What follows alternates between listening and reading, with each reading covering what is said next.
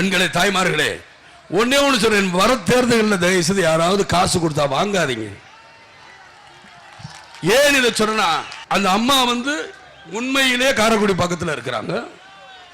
அவங்க சொன்னாங்க, நாங்க போய் ஓட்டு போட்டோம். ஏமா, அதாவது என்கிட்ட ஒரு மனு கொடுத்தேன், ஏமா என்கிட்ட கொடுக்குறீங்க, உங்க ஊர் எம்எல்ஏ கொடுங்க. அட போறா சார், நீ வேற. அந்த எம்எல்ஏ வந்தாரு, நீங்க அந்த எம்எல்ஏ தான் ஓட்டு போடுங்க. வந்தாரு, காசு கொடுத்தாரு, ஓட்டு போட்டோம். அப்புறம் போனோம், நாங்க போய் அவர் ஊருக்கு போனோம் பக்கத்துன்னு. அவர் ஸ்டெயிலா வெளியே உட்காந்து சேரை போட்டு சிகரெட்டு குடிச்சுக்கிட்டு இருந்தாரு. நான் போனேன், ஐயா அப்படின்னும். என்ன அப்படின்னாரு. பயந்துட்டோம், என்ன குரலே ஒரு மாதிரியா இருக்கு அப்படின்னு. இல்லைங்க, கோச்சிக்கிறாதீங்க, எங்க ஊர்ல தண்ணியே வரேன்னு. காசு வாங்கிட்டு தானே ஓட்டு போட்ட, ஓசிக்கா ஓட்டு போட, போ போ. அதான் ஓட்டு காசு கொடுத்தாச்சுல, உன் ஊர்ல தண்ணி வந்தானே குடம் வந்தானே எனக்கு தெரியும், அதெல்லாம் போப்போ அப்படின்ட்டு.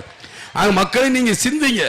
அந்த காசு வாங்குறதுங்கிறது அவங்க கொடுக்குற 1000 ரூபாயை கொடுத்தா கூட ஒரு 10 நாள் செலவுக்காக. 10 நாளுங்கிறது அதிகம். ஆக அந்த 1000 ரூபாய் உங்களுக்கு எத்தனை நாளைக்குன்னு சிந்திங்க. அவங்க கொடுக்குற 1000 ரூபாய் கொடுத்து நம்மளை மாடுகள் மாதிரி மேய்ச்சிட்டு அலைவாங்க.